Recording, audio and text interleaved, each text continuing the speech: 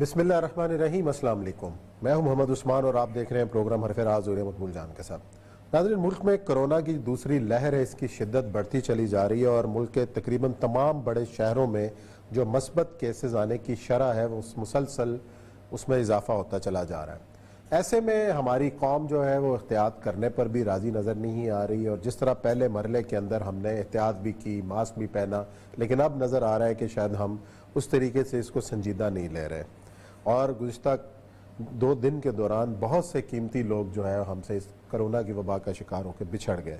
आज पहला मौजू हम यही रखेंगे और इसमें आवाम से भी अपील करेंगे कि खुदारा इसके ऊपर संजीदगी से इसको अमल करें, SOPs के ऊपर।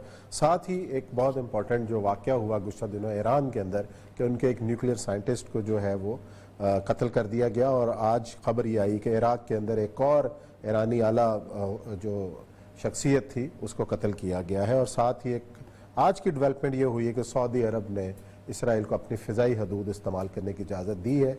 इसके क्या मुज़म्मरात होंगे। और साथ ही एक और अहम वाक़या है आज दिबालपुर में कि वहाँ पे एक स्वीट होम को बंद करने का जो है वह ऐलान किया गया है, जिस पे मुकामी लोग और जो वहाँ के जो अहले इलाका हैं वो शदीद सरापा एहतजाज है और वज़ीर आज़म और वज़ीर आला से उन्होंने अपील की है कि खुदारा इस जुल्म को जो है रोका जाए।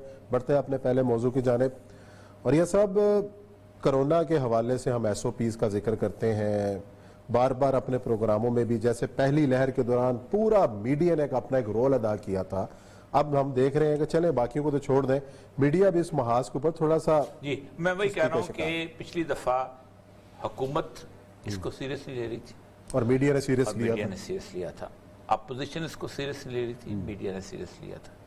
सिर्फ 2 ग्रोह थे, बल्कि मैं अब 3 कह देता हूँ। एक डॉक्टर्स, और डॉक्टर इसलिए सीरियस ले रहे थे कि डॉक्टर इससे डायरेक्टली इफेक्ट हो रहे थे। सबसे पहला जो शहादत हुई है कोरोना वायरस की, नौजवान डॉक्टर साहब जो थे अल खिदमत वाले, उनकी हुई थी। एक गिलगित में नौजवान डॉक्टर थे, उसके बाद कराची में अब्दुल कादिर साहब की हुई। और तीसरा वो फिलैंथ्रोपिस्ट ग्रुप के जो इस कोरोना के अंदर बाहर निकल आए थे और उन्होंने बाकायदा जाके लोगों को राशन बांटना शुरू किया। किसी तौर पर ना हुकूमत ने को प्लान किया था कि हमने क्या करना है, अगर मसाइल पैदा हो जाए तो क्या होना है। ये हर बंदा जो है अपने हिसाब से चल रहा था। हुकूमतों की लड़ाई पहली दफ़ा मैंने देखी थी इस इशू के ऊपर। एक कह रहा था अल्लाह का नाम है, सियासत करते रहेंगे, हाथ बांधता हूँ, ये है वो। दूसरा कह रहा था ये सियासत इस पर कर रहा है, तीसरा कह रहा था ये कर रहा है वो, बिलावल कह रहा था ये हो रहा। उसके बाद अल्लाह तबारक व तआला ने कम से कम इन 3 ग्रुपों की संजीदगी की वजह से इस मुल्क पे पर करम। मैं अगर कभी अपनी पूरी जिंदगी के मीडिया का कोई पॉजिटिव रोल समझता हूँ तो सिर्फ कोरोना के वक्त था। यानी कोई ऐसा शख्स नहीं था, खा वो इमरान खान का हमायती था या नहीं था, खा वो अपोजिशन का हमायती, जिसने इस सीरियसनेस के ऊपर लोगों को उजागर नहीं किया, झंझोड़ा नहीं। आप सोच सकते हैं कि ऐसे ऐसे लोग जो कि इमरान खान को पर्टिकुलर समझते थे कि ये बहुत ठीक आदमी जा रहा है, उन्होंने इमरान खान को कहा कि आपकी पॉलिसी गलत है। अब क्या हुआ है? अब हम रिलैक्स हो गए। हमारे साथ, हमारी कौम के साथ ये हुआ है कि शेर आया वाली बात होगी। वो कहते हैं कोरोना का तुमने लड़ाया हुआ था, क्योंकि उसके हुआ ये है कि उसके मुकाबले में फर्स्ट टाइम ये हुआ था कि लोगों ने सोशल मीडिया पे एतबार नहीं किया था। ये है ही कुछ नहीं, ये साजिश है, ये अमरीकियों की साजिश है, ये यहूदियों ने फैलाया है, ये फलां है, अभी देखना क्या हो जाएगा। और बिल गेट्स की एक बहुत ज़्यादा उसको उर्दू करके चिप लगा दी जाएगी, वैक्सीन आएगी, ये होगा वो होगा।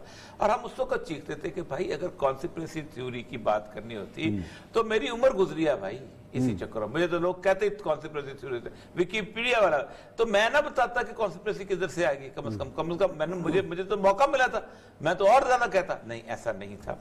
हमने उस वक्त भी कहा था कि बुनियादी तौर पर अल्लाह तबारक तआला ने एक निशाने की तरफ भेजा। अब आपको पता है लाहौर शहर सुनसान नजर आता था, बिल्कुल, यानी लोग निकलते नहीं थे। अब फिर थोड़ी सी कैफियत ऐसी शुरू हो गई है। कब शुरू हुई है? मौत आना शुरू हुई है, नजर आना शुरू हुई है। आप अंदाजा करें कि मस्जिद के मौलवियों ने भी ये तय कर लिया था बाकायदा कि नहीं 1-1 6-6 फुट के ऊपर आज SOPs पे अमल हो रहा है। सबसे ज्यादा अमल मस्जिदों में आज भी हो रहा है कंपैरेटिवली किसी और जगह। मैं आपको बताऊं उस्मान साहब, आपको सुबह अब्दुल कादिर साहब का जनाजा हमने पढ़ा है। लोग थे, इधर बात है, और उसके अंदर से ही गुफ्तगू हो रही थी कि क्या सूरत हाल। हर बंदे ने मास्क लगाया हुआ था। और शाम को हसन वसीम अफसल साहब, उनका मैंने जनाजा पढ़ा था। बात है, मेरे दो तरह के रिश्ते बनते हैं, एक ब्यूरोक्रेसी का, एक ये वो शख्स हैं कि जिन्होंने वो पूरे का पूरा सरे पैलेस वाला स्कैंडल निकाला था, सैफर रहमान वाला सारा कुछ, और ये बेसिकली नैब के उसके सरबराह थे, एहतसाब सेल के। बाद में भी उसके भी बनाए, उसके बाद ये वहाँ जाके बाद में भी इसके इंचार्ज हैं, होम सेक्रेटरी भी रहे, सेहत भी रहे। और उसकी इनको नुकसान ये हुआ कि इस बंदे को 22 ग्रेड में प्रमोट नहीं किया था। हालांकि इनके रिटायर होने में सिर्फ 4 दिन पहले सुप्रीम कोर्ट ने ऑर्डर कर दिया था ये कर दो, तो सुप्रीम कोर्ट का इतना जरदारी ने जाती तौर पे लिया था कि जरदारी ने इस बंदे का वो प्रमोट नहीं किया। 21 ग्रेड में उनकी मिसेज जो थी वो फरखंदा वसीम अफसल वो प्रमोट हो गई। शेगान शरीफ हमारे एक बहुत सिविल सर्विस के लोग थे, वो इस में गए, उनका एक दिन पहले जनाजा हुआ। वो आज मैं देख रहा था, ये कब्र उनकी, ये कब्र इनकी। डॉक्टर ज़ियाउल्लाह वो है कि मेरी वालदा जो थी, हम बेफिक्र होते थे कि जब डॉक्टर ज़ियाउल्लाह साहब जो हैं वो उनके पास हम चले जाएंगे। इतना नफीस तरीन आदमी, इतनी शानदार, मतलब वो उसने कभी जिंदगी के अंदर बियॉन्ड जीपी जनरल प्रैक्टिशनर था, लेकिन उसको पूरी ह्यूमन बॉडी का पता। लॉस कोरोना का लॉस है, कितना बड़ा लॉस है, क्योंकि वो बंदा वल्नरेबल है आपके सामने। फिर मेरे एक पड़ोस में डॉक्टर शौकत साहब थे, वो हमारे साथ, मैं हॉस्पिटल में, उनको वेंटिलेटर नहीं मिल सका, खुद डॉक्टर को नहीं मिल सका। ये है सीरियसनेस। और इस सीरियसनेस के ऊपर आज या फजल रहमान पर बातें करता है या शिबली फराज बातें करता है।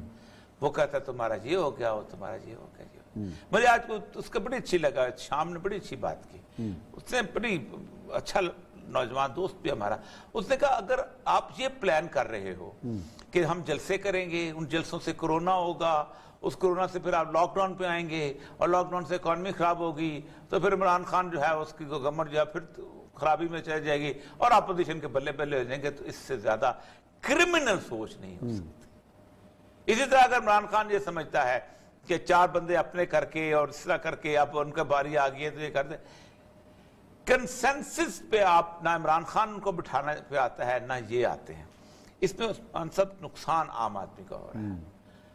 यानी आज सारी एडमिनिस्ट्रेशन वहां जमा थी, जितने भी लोग हो सकते हैं हमारे, वो कह रहे थे, एक बड़ा तल्ख बात कह रहे थे। उसने कहा हसन वसीम अफसल का दुनिया को पता चल गया, ज़ियाउल्लाह का तो दुनिया को पता चल गया, कादर हसन साहब का भी पता चल गया, वो जो मोहसिन थे एक 5th का, उनका भी पता चल गया, आदिल क्या नाम है एमक्यूएम वाले जो थे, आदिल सदीक, उसका पता चल गया। जो रूटीन में आम आदमी मर रहा है, जिनको कहता है यार अल्लाह ले गया, उसका किसी को नहीं पता। उस्मान साहब काउंट में नहीं है। मैं अस्पताल के 2-3 डॉक्टर्स को मैं बात कर रहा था, कहता है कि हमारे पास इस तरह के लोग आते हैं, क्योंकि अब कहते ये हैं कि कोरोना की सिम्टम्स की सूरत ये हो गई है कि उसको पता चल गया कि अटैक होता है, लोग ये करते हैं। हर तरह की दुनिया में कौन सी चीज हमने इस्तेमाल नहीं, लोगों ने तो आधा किलो हल्दी रोज की खाई है, इस तरह के लोग भी थे। हर बात है, किस बीमारी में कौन नहीं करता। तो होता यह है कि वायरस जो है वो अपने बिहेव करता है बड़ा अजीब तरीके। पहली बात यह है कि फॉर एग्जाम्पल अगर वो पिंक उसकी अपीयरेंस होती है तो वो ग्रीन हो जाता है या ब्लू हो जाता है, शक्लें फिर रंग बदलता है, फिर शक्लें बदलता है, म्यूटेट होता रहता है सारा कुछ, उसको अंदाजा हो गया। अब वो उसने अपना हाइबरनेशन पीरियड बढ़ा दिया है। पहले वो करता था कि हफ्ता एक छुपा बैठा रहता था, अपना काम करता रहता था, सेल डिवीजन करता रहता था, अचानक बाहर आता था। अब वो 15-20 दिन के बाद आता है। जब वो 15-20 दिन के बाद आता है तो आधा फेफड़ा आपका डैमेज हो चुका होता है। और कोरोना के वायरस से फेफड़ा अगर डैमेज हो गया है तो आप पूरी जिंदगी आधे फेफड़े के साथ जिंदा रहोगे। वो आपका फेफड़ा डैमेज हो गया, उसके बाद आपको वेंटिलेटर तक जाने में 15-20 मिनट में आप पहुंचे और उसके बाद 2-1 घंटे ऐसे ही हुआ है। लोग 3-3 घंटे के बाद उनकी डेड बॉडी आ गई, 4-4 घंटे। तो अपील सिर्फ ये है अपोजिशन वालों से भी, बाकी लोगों से भी।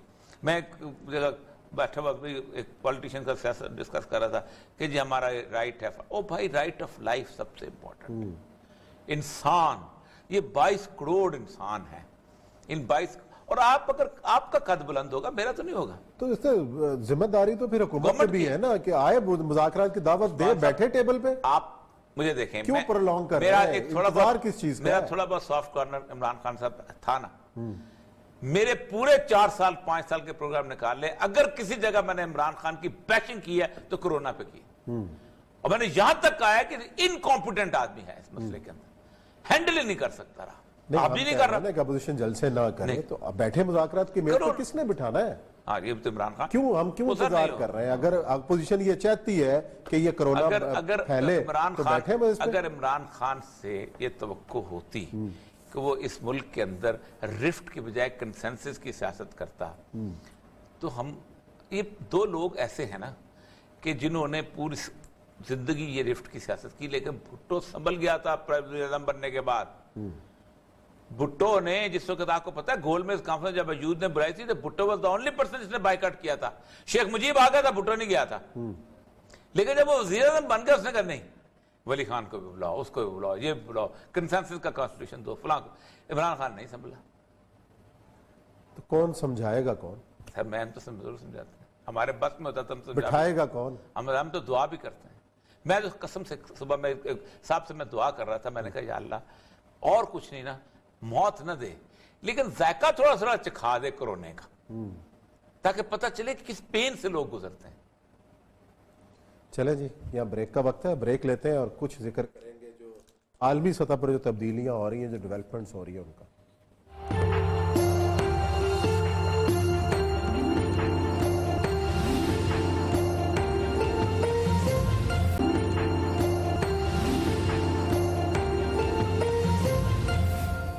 जी नाज़रीन, ब्रेक के बाद एक बार फिर आपको खुशामदीद कहते हैं। गुज़िश्ता दिनों ईरान के अंदर एक बड़ा वाक़या हुआ कि उनके न्यूक्लियर साइंसदान मोहसिन फ़खरीज़ादा को वहाँ पे शहीद किया गया, जिसके ऊपर रिएक्शन ईरान का बड़ा सख्त आया और ईरान ने ऐलान किया कि इसका बदला लिया जाएगा। इस हवाले से जो डेवलपमेंट्स हो रही हैं, दूसरी बात जो हुई है वो आज है कि जी इसराइल को फ़िज़ाई जो हदूद इस्तेमाल करने की इजाज़त दी गई है सऊदी अरब की। ये कितना अहम वाक़या, और ये सब पहले तो हमने कल जिक्र नहीं कर सके, उसकी जो बड़ी अहम डेवलपमेंट हुई कि ईरान में हमने शायद पिछले हफ्ते शो किया था कि शायद ईरान पर हमला करने की जो तैयारी है ट्रंप साहब की, कि जाने से पहले पहले कोई नया महाज़ जंग वो छेड़ना चाहते हैं, और ये जो हमला हुआ है उस सिलसिले की कड़ी तो नहीं है। देखिए, आज से 4-5 दिन पहले पिछले हफ्ते हमने कहा था कि अगले 50 दिन बहुत अहम है ट्रंप के, और आपको याद होगा मुशाहिद हुसैन साहब को हमने लिया था। और मुझे लगता यह है कि मुशाहिद हुसैन साहब की जो प्रेडिक्शन है वो कहीं गलत साबित होने वाली है। अच्छा, ज़ाहिर बात है, हर बंदा सोचता है तो, लेकिन वो बेसिकली उन्होंने जानबूझ के तो नहीं की होगी, लेकिन उनको अंदाज़ा है कि अमेरिकन सिस्टम स्ट्रांग है और अमेरिकन सिस्टम ये सूरत हाल पैदा नहीं कर सकता। लेकिन उनके मुशाहिद हुसैन साहब के इंटरव्यू के बाद, हमारी गुफ्तगू के बाद, अमेरिका जो है वो इस वक्त बहुत शदीद किस्म की गुफ्तगू के अंदर है कि जो बाइडन के लिए ट्रंप ऐसे कांटे बीच के बो के जाना चाहता है कि जिसको वो 4 साल तक चुनता रहे, और फिर उस कहता है कि आखिरी साल जो है 3 साल वो ये करेगा, फंसा रहेगा, और आखिरी साल मेरी कैंपेन शुरू हो जाएगी और मैं 4 साल के लिए आगे फिर दोबारा आ जाऊंगा। और रिपब्लिकन्स भी कहते ये हैं कि हमारी पूरी तारीख के अंदर कोई ऐसा प्रेसिडेंट नहीं आया जिसने इतने वोट लिए हो। पिछले साल जो उसने वोट लिए थे, पिछली दफ़ा जो, तो उससे 10 लाख वोट ज़्यादा लिए हैं, और ये बहुत बड़ी अचीवमेंट है उनके लिए कि ट्रंप जिससे इतने लोग नफरत करते हैं, पूरा प्रेस जिसको गालियां देता है, दुनिया जिसको कहती है बेवकूफ़ का बच्चा है, वो इतने ज़्यादा वोट कैसे ले सकता है, और पॉपुलर वोट ले रहा है। और अमेरिकन जो है ये तो नहीं है कि वो पीमे वाले नान पे रोटी दे दें, वोट दे दें, वो तो वैसे।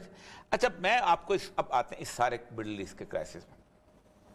अमेरिका का एक ख़ास दस्तूर है, वो करता यह है कि एक ग्रुप को बहुत ज़्यादा पालता है, पोसता है, रास्ता देता है, उसको इस्टेब्लिश करता है, और जब वो एक ख़ास सतह पे आ जाता है तो फिर उस ग्रुप से हाथ खींच लेता है।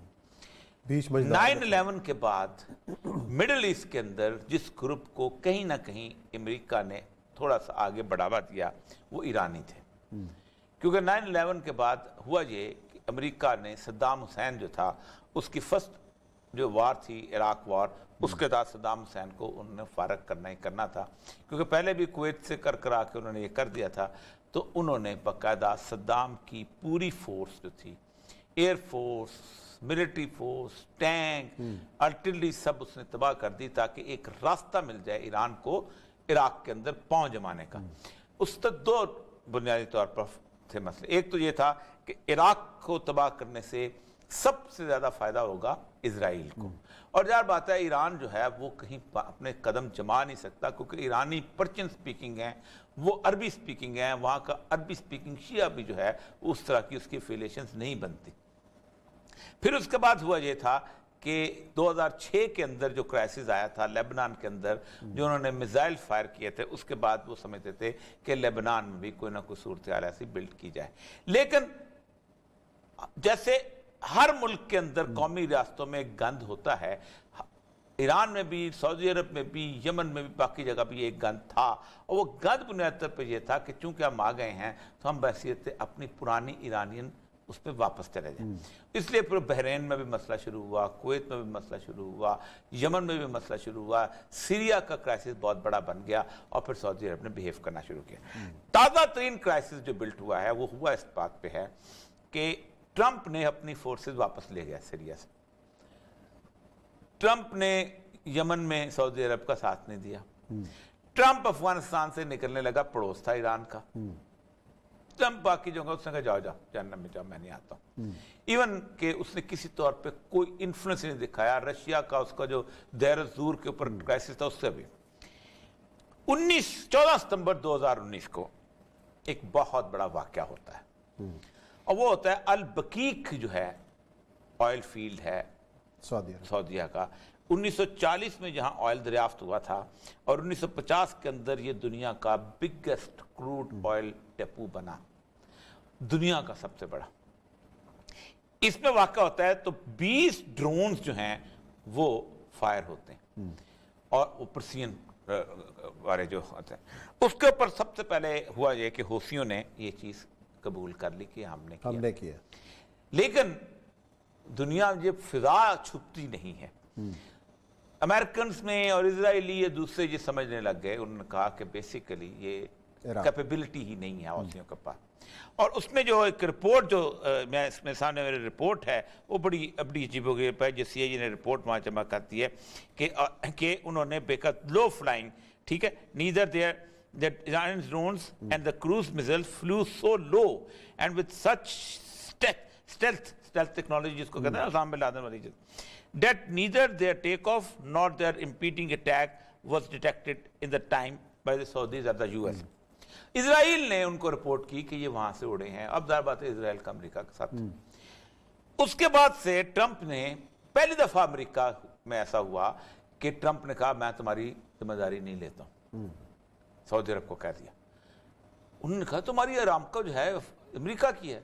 उसने कहा देखो बात सुनो, इस वक्त अमेरिका दुनिया का सबसे बड़ा ऑयल प्रोड्यूसिंग कंट्री बन चुका है, और मैं ना वेनेजुएला का तेल चाहता हूं ना मैं तुम्हारा तेल चाहता हूं, तुम जो मर्जी करो। और साथ उसको मशवरा दिया कि you should have ties with Israel, और जब तुम इजराइल के साथ टाइज कर लो उसको तुम्हारी उसमें वो करना शुरू कर देगा। और तुम्हारी उस दौरान इजराइल ने मजबूर किया अमेरिका को कि ये जो तुमने यहां पाल के हमारे खाते में खड़े कर दिए हैं तो इसका कुछ बंदोबस्त करो। तो अमेरिका ने फिर उसके बदले में 3 जनवरी 2020 को विद इन 6-5 महीने कासिम सुलेमानी को वहां से उड़ा दिया। और कासिम सुलेमानी को उड़ाना था दैट वाज सिंबॉलिक। अमेरिकी कहते रिपोर्ट कि it was not America, it was Israel. और इजराइल के हैरेट्स में उन्होंने छापा भी कि ये हमें पता है हमारी इंटेलिजेंस कैसी है और किस जगह पे है। दूसरा ये था कि ईरान क्लेम नहीं कर सका क्योंकि ये ईरान की सॉइल पे नहीं हुआ, इराक में हुआ। वो कर क्या रहे थे वहाँ? और इराकियों उन्होंने कहा जब हमने ये कर दिया वो उसके ऊपर ईरान की जो मॉरल हाई ग्राउंड थी। लेकिन ये जो वाकया हुआ तो ईरानी टेरिटरी पे हुआ ना। इस पे उन्होंने कहा, इन्होंने कहा कि हम अब ईरान के अंदर इन्फ्यूज कर चुके हैं, हमारा ईरान के अंदर बेसिस बन चुका है। मैं जिस इलाके में उसके बेचारे को उसको शहीद किया गया है मैं उस इलाके में रहा हूँ, मैं पोस्टेड रहा हूँ, मैं पूरा इलाका अंदाजा है। ईरान की अच्छी खासी सर्विलेंस है उस पूरे इलाके के अंदर, बहुत ठीक ठाक किस्म की, और प्रेजेंस है उनकी बहुत। उसके बावजूद भी जो उन्होंने किया फिर आज जो हुआ है, अब सूरत हाल ये है कि उन्होंने जिसे कहते हैं ना आम पोला पोला करते हैं फिर उसके बाद खाते हैं। उन्होंने पूरे मिडल ईस्ट को ईरान और सऊदी अरब की लड़ाई के साथ पोला कर दिया हुआ है। यमन में आप 2 बंदूकें चलाएंगे इधर से, 2 बंदूकें उधर चलाएंगे, वो मार मार के कत्ल होते मरते जाएंगे। सीरिया में चलाएंगे, 4 बंदे मारेंगे, वो कत्ल होते मरते जाएंगे। ये होगा ईरान की से लड़ाई कराएंगे, ये ड्रोन फेंकेंगे, वो इसके बारे में कहा गया था, अल्पकीक वाले में कहा गया कि it is a Pearl Harbor of the middle east. अब ट्रंप क्या चाहता है?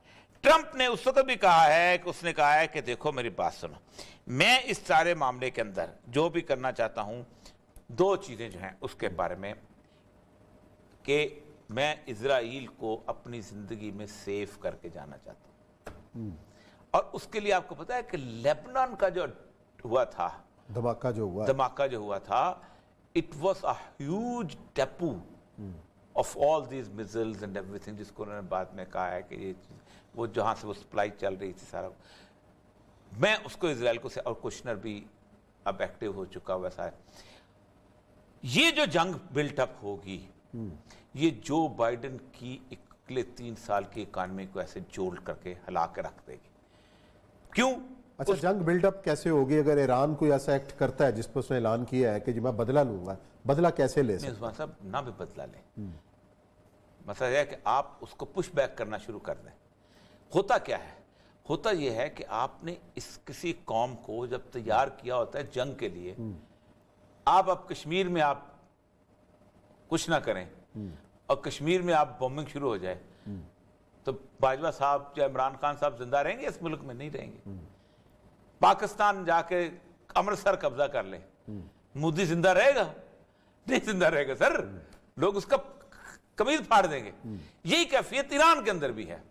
ईरान में जिस दिन इमाम खुमैनी तशरीफ लाए थे, उस दिन 3 नारे लगे थे, मर्ग बर अमेरिका, मर्ग बर इसराइल, मर्ग बर जिद्दे विलायत फकी। जिद्दे विलायत फकी तो चलो उनका अपना मतबा हो गया। इजराइल और अमेरिका, वो कह रहा था शैतान बुजुर्ग, बुजुर्ग कहते हैं बड़े को, अमेरिका को, और इसको कहते थे इसराइल जो है ये यहूदियों का। और वो बेसिकली खैबर और सैयदना अली रजी अल्लाह तआला अन्हु के हवाले से कि हम खैबर को याद करो, हम दोबारा आ रहे हैं और सारा कुछ है, और वो पूरे का आप कौम के अंदर जब ये चीज पैदा करते हैं तो आप रिटेलिएट ना भी करें, आपको मिजाज रिटेलिएशन वाला दिखाना पड़ता है। यही वो ईरान की सूरत हाल बनी। इराक वार 8 साल क्यों चल गई? बुनियादी तौर पे इराक का जो ईरानी सिपाही था वो खड़े हुए बताता था कि मैं अरे ईरान अमानत कसे जमान, वो जिसका मशहूर शेर है कि अगर ईरान नहीं है तो मुझे जिंदगी ना मिले किसी तौर पर भी, जो खुरदौसी को नगमे जो वो गाते हैं। और इसी तरह के यही तो ये वो, इसलिए ईरानी नेशनैलिटी जो थी वो बड़ी काम, इसलिए सद्दाम हुसैन अरब नेशनैलिटी की बुनियाद पर चला। ये जो चीजें होती है, हिटलर क्यों लड़ा गया जर्मन कौम को? सही, इतनी महजब सारा कुछ हर चीज, उसने कहा जर्मन रेस, उन्होंने कहा इटालियन फ्रांस को बचाना। ये अब रिटेलिएट करे या ना करे, इनको ये करना पड़ेगा। और इस मसले के अंदर जो मुझे क्राइसिस नजर आ रहा है वो ये है कि बाइडेन के साथ है अपना यूरोपियन यूनियन, क्योंकि उन्होंने ईरानियों को साथ दिया है, और यूरोपियन यूनियन जो है उसके साथ आएगी, और फिर रशिया भी साथ आ गया, मिल गया, सब कुछ हो गया। और अभी जो टर्की जो हो एक बहुत बड़ा जो फतह हासिल कर चुका है नगोर्नो कराबाख वाली, और अब मैं लोग उसको बड़ी इस्लाम की फतह कहते हैं। मैं बुनियादी तौर पे किसी भी कौमी फतह को इस्लाम की फतह नहीं कहता हूँ। हमने जो एक तमाशा बनाया हुआ ना जहाद फी सबिलिल्लाह, कि आप नस्ल काटो जहाद फी सबिलिल्लाह, आप जमीन फतह करो जहाद फी सबिलिल्लाह। अल्लाह के यहाँ सिर्फ रसूलुल्लाह के हदीस है, सिर्फ अल्लाह की हुकूमत इलाहिया कायम करने के लिए वो फतह, वो एक नशा है। ये तैयारी की गई है और ये नहीं समझ रहे। होना ये चाहिए, मैं आखिरी बात कर रहा हूं, कि सऊदी अरब और ईरान को फौरी तौर पे एक साथ बैठ जाना चाहिए, वरना दोनों मारे जाएंगे। मैं सही कहता हूं। बैठने कौन देगा? हाँ नहीं, खुद दोनों कुरान बैठ। सर मेरी सर इतनी साहब, मैं और आप मेरे सर पे जब मुझे पता चल जाए कि मेरे सर पे मौत सवार हो गई है, मैं तो आपसे बैठूंगा ना। नहीं समझ पा रहे, दोनों को बैठ जाना चाहिए, वरना रसूलुल्लाह की हदीस बड़ी वाज़ेह है। आपकी किताबुल फितर में 54 नंबर हदीस है, उठा के पढ़ ले। अरब तबाही हो जाएगी, अरब तबाह हो जाएंगे, लेकिन उससे पहले फारस तबाह होगा। इसका मतलब यह है कि ईरान पे हमला ट्रंप और ईरान उधर, और ये दोनों जो हैं ये आपस में लड़ लड़ के अपने आप को खराब करेंगे। चले जी, यहाँ ब्रेक का वक्त है, ब्रेक लेते हैं और फिर एक अहम इशू है दिबालपुर का, उस पर करते हैं बात।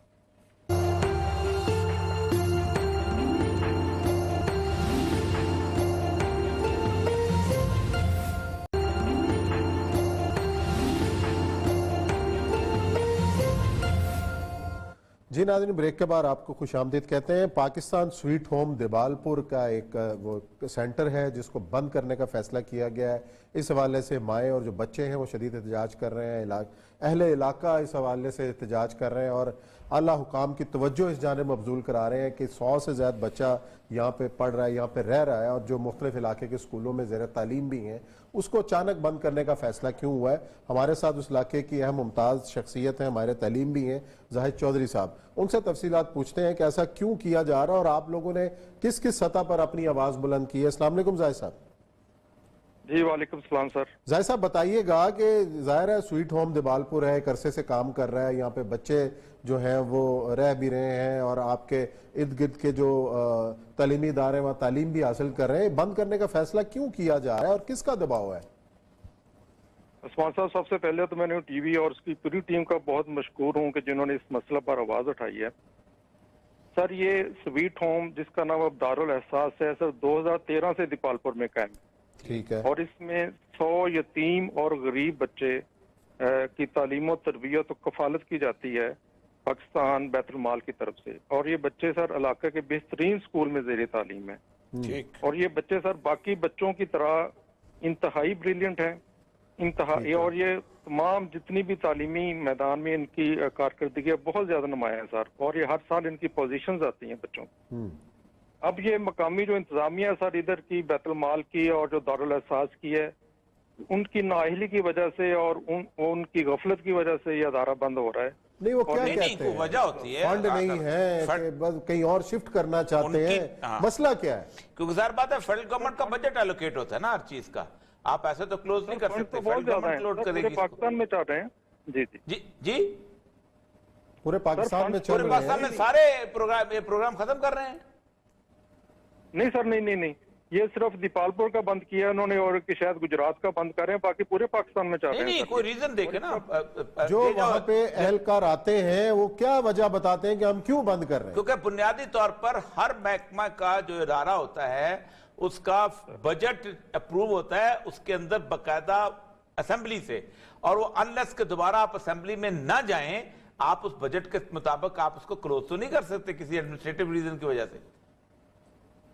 सर, ये जो बंद करने की रीजन है ये सिर्फ और सिर्फ जो इधर की इंतजामिया है उसके, वो नाहिल इंतजामिया सर, वो इसको चला नहीं पा रही। नहीं, देखें मेरी बात सुने, आप सीरियस आदमी हैं, मैं एक सीरियस शो पाकिस्तान के लेवल पे कर रहा हूं।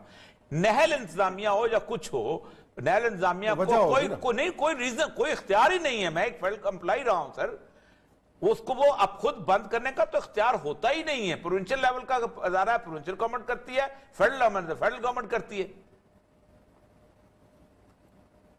नहीं, वैसे इस प्रोग्राम के तवस्सुत जो हमने खबरें भी चला रहे हैं कि जो इनकी माएँ हैं वो एहतजाज कर रही हैं कि ये बंद ना किया जाए और अहले इलाका भी उनके इस एहतजाज में शरीक हैं। आप भी इसकी आवाज बन रहे हैं कि हम वजीर आला पंजाब से और खुद वजीर आला इमरान खान साहब से सुन रहे हैं वो लोग, मोहम्मद साहब जो हैं, औन साहब हैं इनके बैतुल माल के जो हेड हैं, रास्ता करने की कोशिश की हमने। देखे ना, आपकी बात सीरियसली किसी रीजन की बुनियाद के ऊपर वहां पहुंचेगी।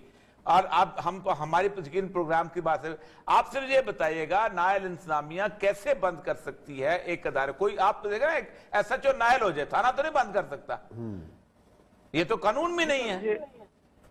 सर, इसमें ये 3 दिन पहले इन्होंने माओ को बुलाया है और हमें भी इन्होंने कल नोटिस दिया है कि हम अपने बच्चों को इधर से बंद कर रहे हैं, ये अदारा बंद हो रहा है, अपने बच्चों को घरों के ले जाएं। सर, अच्छा, नोटिस है आपके पास? हमें भी नहीं बताया। नोटिस है? अच्छा जी सर, नोटिस है मेरे पास। अच्छा, नोटिस है। क्या नोटिस में कुछ अगर पास है जरा सा उसकी जुबान जरा पढ़ के सुना देंगे ताकि अंदाजा हो जाएगा, क्योंकि वो खुद तो नहीं लिखा होगा with the competent authority with the approval, कोई लफ्ज तो लिखा होगा उसके ऊपर। सर, उसमें उन्होंने ये लिखा है कि आपके साथ जो हमारा एग्रीमेंट था उसको हम मतलब कंटिन्यू कर रहे हैं। और एग्रीमेंट किसके साथ था? हाँ, ये बात आई ना, एग्रीमेंट किसके साथ था? पाकिस्तान बैतुल माल के साथ। किसका पाकिस्तान बैतुल माल एग्रीमेंट था? अवाम के साथ तो नहीं होता, यतीमों के साथ तो नहीं होता, किसके साथ था? ये सर हमारे अदारे के साथ था। अदारे के साथ था, हाँ। तो इसका मतलब है कि आपके अदारे से वो बच्चे जो हैं वो एग्रीमेंट खत्म हो रहा है, इसका मतलब बैतुल माल तो क्लोज ना हो रहा हुआ। नहीं सर, वो अदारे क्लोज कर रहे हैं, वो उन्होंने नहीं, आप मुझे लाइन पढ़िएगा। दारुल एहसास को बंद कर रहे हैं, तो दारुल एहसास हम को। इस प्रोग्राम के तवस्सुत से जो आला हुकाम है और खास तौर पे बैतुल माल के जो चेयरमैन है उनसे ये कहेंगे कि 100 बच्चे के मुस्तकबिल हाँ, का जी हाँ। मामला है, इसको सीरियसली लें, नोटिस लें, ताकि अहल इलाका भी एहतजाज कर रहे हैं, आप लोग सारे इस एहतजाज में शरीक हैं, तो हम आपकी आवाज उन तक पहुंचा रहे हैं। आपके तवस्सुत से, हमारे तवस्सुत से आवाज पहुंचेगी तो ये 100 तो के स्कूल का करीब मसला बच्चे- नहीं है, हम तो सिर्फ ये चाहते हैं सर कि दारुल एहसास जो है वो दीपालपुर में वो रहे, कायम हाँ, बिल्कुल ठीक है, रहे, हम वो वही कह बिल्कुल रहे हैं वही कि चाह रहे दारुल हैं। एहसास अगर तो कायम दारुल रहे। एहसास बंद हो रहा है तो वो तो फिर उसके और बाद दारुल क्या है कि एहसास भी मुकामी बंद हो जाना तो रहा है, छोड़ दें, फिर तो हम ऑन साहब से कहते हैं कि दारुल एहसास बंद न करें, क्योंकि ये फैसला मरकजी हुकूमत कर सकती है, कोई और नहीं कर सकता, ये बात तय है। लोकल इंतजामिया का मसला नहीं है किसी तौर पर भी, लेकिन अगर कोई एग्रीमेंट खत्म किया तो वो बिल्कुल और चीज। वो भी गलत है, और इस पे आपके आवाज जो है हम बनेंगे और इसको न्यूज के अंदर भी हम इस इशू को उजागर करते रहेंगे। बहुत शुक्रिया जाहिद चौधरी साहब आपका। तो ये है जी मामला, तो हम इस पे आवाज जो है तो सीरियसली हाँ बात है, नहीं, अगर दारुल एहसास बंद कर रहे हैं बगैर किसी वजह के तो भाई कोई रीजन होगी ना। अगर एक एग्रीमेंट अलग चीज है, लेकिन उसके पूरे इलाके में 100 बच्चे को जो आप बात नहीं, वो एक इदारे में पढ़ रहे हैं, हाँ पढ़ या तो ये होगा कि किसी और इदारे में उसको दाखिल कर रहे होंगे। नहीं, हम उनके इसी प्रोग्राम तवस्सुत से ऑन साहब जो है, अगर कोई और साहब अगर दारुल एहसास से बंदा आना चाहता है, अगर कोई बंदा वहां उखाड़े का बंदा आना चाहता है, उनका दारुल एहसास करना चाहता है, तब भी कल हाजिर है। हम कल इंशाल्लाह राब्ता करेंगे कि एक्चुअल मसला है क्या। चलें जी, इसी नोट के साथ प्रोग्राम खत्म करते हैं। कल इंशाल्लाह नए मौज़ूआत के साथ, नई खबरों के साथ आपकी खिदमत में हाजिर होंगे। अपना ख्याल रखिएगा। अल्लाह हाफिज।